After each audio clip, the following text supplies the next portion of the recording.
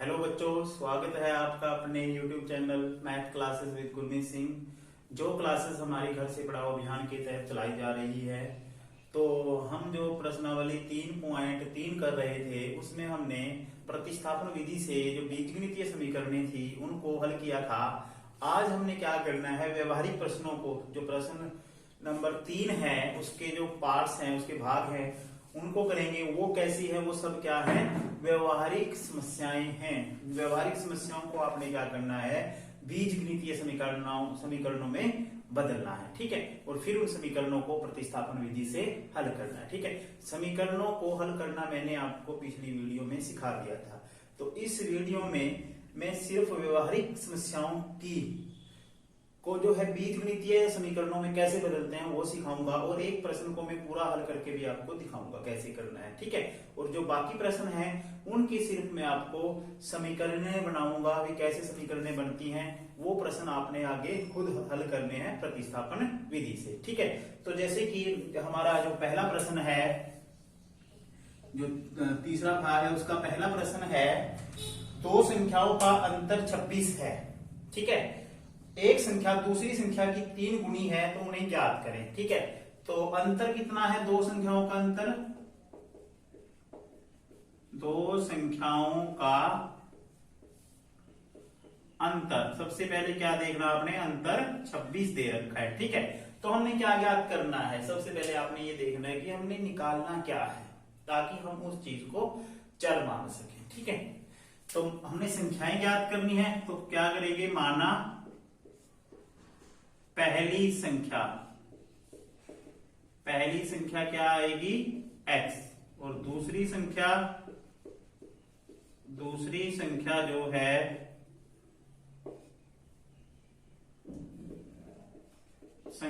है वो क्या आएगी, y। अब दोनों का अंतर x माइनस वाई बराबर है 26, ठीक है।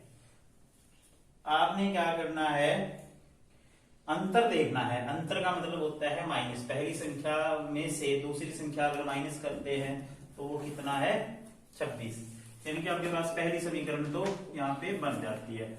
और दूसरी जो स्थिति है, दूसरी शर्त क्या है, पहली शर्त ये थी, दूसरी शर्त क्या है, यदि एक संख्या दूसरी संख्या की 3 गुनी हो, यानी कि x जो है पहली संख्या, यानी कि बड़ी संख्या कौन सी होगी, इसमें x होगी, क्योंकि बड़ी में से छोटी का अंतर जो है वो क्या आ रहा है, प्लस आ रहा है, ठीक है। तो इसका मतलब ये बड़ी संख्या है, छोटी संख्या है, ठीक है। तो बड़ी संख्या जो है x है वो छोटी संख्या कितनी गुनी है, 3 गुनी। तो x बराबर क्या होगा, 3y, ठीक है। तो वैसे तो ये समीकरण आ गई आपकी दूसरी। आप इसको x माइनस 3y बराबर 0 भी लिख सकते हो, क्योंकि 3y इस तरफ आके क्या हो जाएगा, माइनस का हो जाएगा, ठीक है। लेकिन हम प्रतिस्थापन विधि से कर रहे हैं, तो हमें x का मान ही मिल गया है y के रूप में। x का मान किस रूप में मिल गया हमें, y के रूप में, ठीक है। अगर क्योंकि हमें यहां से भी x का मान निकालना था, x का मान किस रूप में निकालना था, y के रूप में, ठीक है। तो यहां से भी x का मान आप निकालोगे तो वो क्या आएगा, 3y, ठीक है। तो x बराबर 3y का मान कौन सी समीकरण से है, 2 से है, तो रखे हैं किसमें, एक में रखने पर, ठीक है।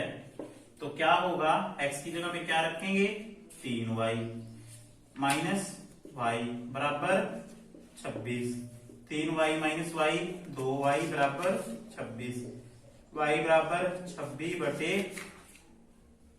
2, क्या आएगा,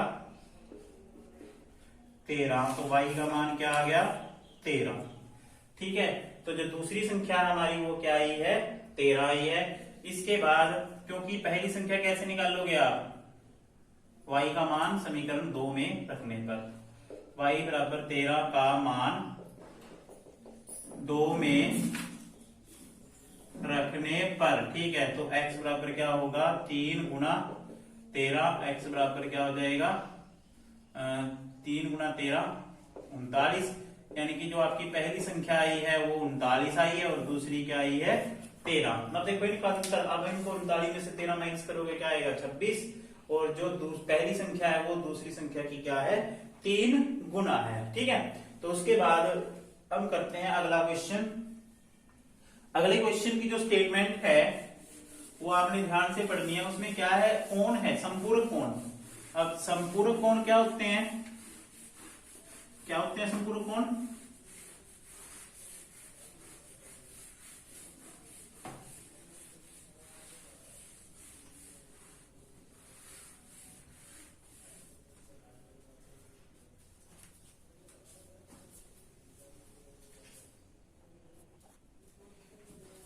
दो संपूरक कोणों में बड़ा कोण छोटे कोण से 18 डिग्री अधिक है, उन्हें ज्ञात करें। ठीक है, जो स्टेटमेंट है, दो संपूरक कोणों में बड़ा कोण छोटे कोण से कितने डिग्री अधिक है, 18 डिग्री है, उन्हें ज्ञात करना है। तो माना,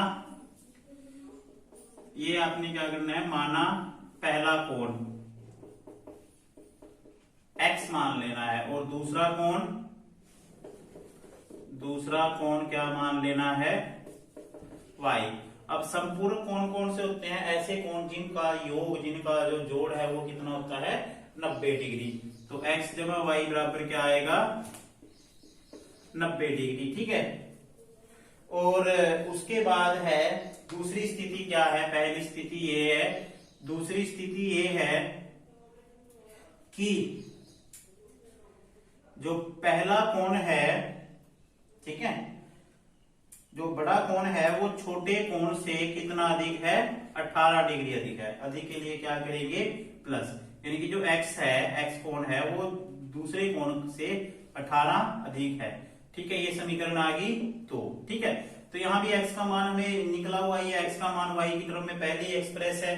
तो एक समीकरण में जो दो है समीकरण हमारी, x का मान y जब 18 है वो कहाँ रख देना, हमने एक में रख देना है। ठीक है, समीकरण फिर क्या करना है आपने, उससे किसका मान आ जाएगा, y का मान आ जाएगा। y का मान यहां रख के x का मान आपने निकाल लेना है। ठीक है, इसके बाद हमारा जो फोर्थ क्वेश्चन है, एक इसमें जो थर्ड क्वेश्चन है वो क्रिकेट वाला क्वेश्चन है। उस तरह के क्वेश्चन की जो है समीकरण में पहले पिछली वीडियो में हम बना चुके हैं, वो आपने खुद बनानी है। तो इसका फोर्थ पार्ट है, ये दो समीकरण आ गई, इन दोनों को हल करके आपने क्या करना है, x और y का मान निकाल लेना है। अब बारी आती है फोर्थ क्वेश्चन, एक नगर टैक्सी के भाड़े में एक नियत भाड़े के अतिरिक्त चली गई दूरी पर भाड़ा सम्मिलित किया गया है। ठीक है, जो किराया है वो इस हिसाब से है, एक तो फिक्स चार्जेस होते हैं, जैसे कहते हैं कि फिक्स रेंट है, जो आपका फिक्स किराया है, नियत किराया है, उसमें जितने किलोमीटर जब गाड़ी जाएगी उस हिसाब से पर किलोमीटर के हिसाब से किराया लिया जाता है। ठीक है, तो 10 किलोमीटर दूरी के लिए भाड़ा 105 रुपए है। अगर हम 10 किलोमीटर गाड़ी को हायर करते हैं, किराए पे लेते हैं, तो उसके लिए वो 105 रुपए लेता है, जिसमें क्या है, वो फिक्स चार्जेस भी है। ठीक है, और जो उसका पर किलोमीटर का किराया है वो भी शामिल है इस 105 रुपए में। ठीक है, अगर 15 किलोमीटर जाते हैं तो हमारा किराया बनता है 155 रुपए। ठीक है, तो आपने क्या करना है, जो प्रति किलोमीटर भाड़ा है, पर किलोमीटर जो चार्जेस हैं वो आपने बताने हैं, और जो फिक्स चार्जेस हैं, फिक्स जो किराया है वो आपने बताना है। देखा होगा जो इलेक्ट्रिसिटी बिल आते हैं, बिजली के बिल, उसमें क्या होता है, फिक्स चार्जेस होते हैं, इतने का बिल तो आना ही आना है। ठीक है, बाकी जो है वो पर यूनिट के हिसाब से एक्स्ट्रा जितनी आप कंज्यूम करते हो इलेक्ट्रिसिटी वो उसमें ऐड हो जाता है। ठीक है, तो वही यहाँ पे है। तो हम क्या करेंगे, माना नियत किराया, ये फिक्स चार्जेस जो है, फिक्स चार्जेस जो हैं वो क्या है, x रुपए है ना, और प्रति किलोमीटर किराया ये है y रुपए। ठीक है, यानी कि जो फिक्स चार्जेस है वो तो x है, और प्रति किलोमीटर जो किराया है वो कितना है, y रुपए है। अब पहले जो स्थिति है उसमें कितने किलोमीटर दूरी तय की उसने, 10 किलोमीटर। ठीक है, और किराया कितना बड़ा है, 105। तो x तो फिक्स है, x जो किराया है वो तो फिक्स है। अब 1 किलोमीटर के कितने रुपए ले रहा है वो, y रुपए ले रहा है। तो 10 किलोमीटर के कितने रुपए लेगा, 10y, और टोटल कितने पैसे बनाए उसने, 105 रुपए। तो पहली समीकरण ये बनेगी। दूसरी ये है कि जब वो 15 किलोमीटर जाते हैं, 15 किलोमीटर के लिए हम हायर करते हैं गाड़ी को, तो तब क्या होगा, x जमा 10 की जगह क्या आ जाएगा 15y, और किराया कितना हो जाएगा 155। तो ये आपकी दो समीकरणें आ गई, समीकरण 1 व 2। एक समीकरण में से आपने क्या करना है, x का मान निकाल लेना है। जैसे यहां से निकालेंगे तो 105 माइनस 10y, वो क्या करना है, दूसरी में रख देना है, या दूसरी से निकाल के पहली में रख देना है। ठीक है, तो उसके बाद आपने क्वेश्चन में x और y का मान निकाल लेना है। ठीक है, तो इसके बाद हमारा फिफ्थ जो क्वेश्चन है उसकी समीकरणें देखो कैसे बनेगी। जो फिफ्थ क्वेश्चन है उसमें है, यदि किसी भिन्न के अंश और हर दोनों में 2 जोड़ दिया जाए।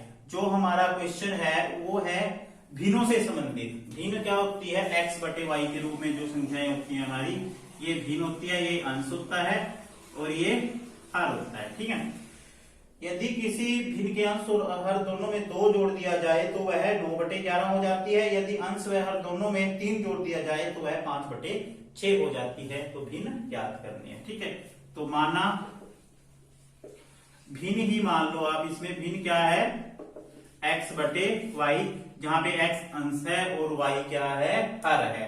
अब शर्तानुसार जो कंडीशन है अकॉर्डिंग टू क्वेश्चन, यदि अंश व हर दोनों में, ठीक है, 2 जोड़ दिया जाए, यानी कि x में भी 2 जोड़ दें और y में भी 2 जोड़ दें, तो भिन्न कितनी हो जाती है हमारे पास, 9/11। ठीक है, तो इसको सोल्व करने के लिए आपने क्या करना है, आर पार गुणा कर देनी है। तो क्या आएगा, 11x जमा 11 दूनी 22, और उसके बाद क्या है, 11x जमा 11 दूनी 22, उसके बाद 9y और 9 दूनी 18।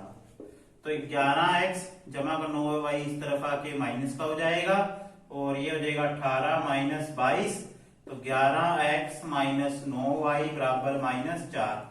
समीकरण 1 आ गई हमारे पास। ठीक है, अब जो दूसरी शर्त क्या है, यदि अंश व हर दोनों में 3 जोड़ दिया जाए, x जमा 3 बटे y जमा 3, तो भिन्न क्या हो जाती है, 5/6। तो आर पार गुणा करेंगे, 6x 6 तिये 18, अब ये आएगा 5y जमा 5 तिये 15। ठीक है, तो 6x माइनस 5y बराबर 15 माइनस 18, तो 6x माइनस 5y बराबर 15 में से 18 गए, क्योंकि 15 छोटा है और 18 बड़ा है तो माइनस का आएगा।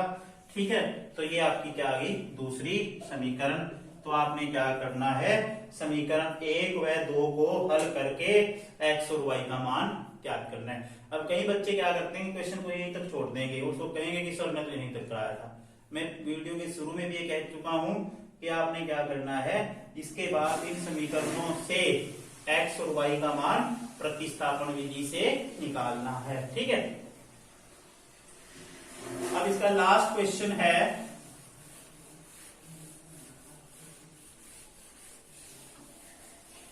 अंतिम प्रश्न हमारा आयु से संबंधित क्वेश्चन है ये।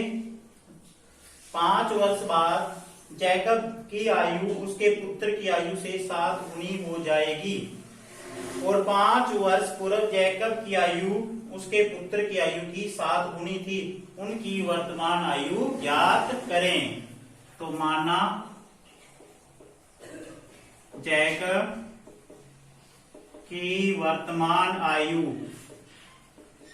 बराबर x वर्ष और उसके पुत्र की आयु बराबर y वर्ष। ठीक है, अब क्या करना है आपने, 5 वर्ष बाद क्या आएगी, 5 वर्ष बाद जैकब की आयु बराबर x जमा 5 वर्ष बाद पुत्र की आयु क्या आएगी, y जमा 5। ठीक है, अब शर्त क्या है, 5 वर्ष बाद जैकब की आयु उसके पुत्र की आयु की 3 गुनी हो जाएगी, यानी कि जैकब की आयु जो है पुत्र की आयु की 3 गुना हो जाएगी। 3 से गुना कर दिया हमने, इसको गुणा करेंगे 3y जमा 15, और ये 3y इस तरफ आके माइनस का हो जाएगा और 15 माइनस 5, ये जमा का 5 दूसरी तरफ जाके माइनस का हो जाएगा, ये 10, ये समीकरण आ गई। अब उसके बाद दूसरी जो शर्त है 5 वर्ष पूर्व, अब इसमें पूर्व की बात कही गई है, पहले की बात की गई है, पहले के लिए हम क्या करते हैं माइनस, यानी कि x माइनस 5 और पुत्र की आयु क्या आएगी y माइनस 5, और कितने गुना थी 7 गुना। ठीक है, तो क्या होगा x, ये दूसरी शर्त है, x माइनस 5 बराबर 7y माइनस 35, तो ये आ जाएगा x माइनस 7y बराबर माइनस 35 जमा 5, तो x माइनस 7y बराबर आ जाएगा माइनस 30, ये समीकरण आपकी आ गई 2।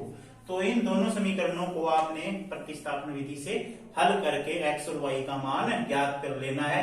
जो x का मान आएगा वो जैकब की आयु आएगी और जो y का मान आएगा वो उसके पुत्र की आयु आएगी। ठीक है, तो ये हमारी प्रश्नावली 3.3 थी। तो आज की वीडियो में बस इतना ही।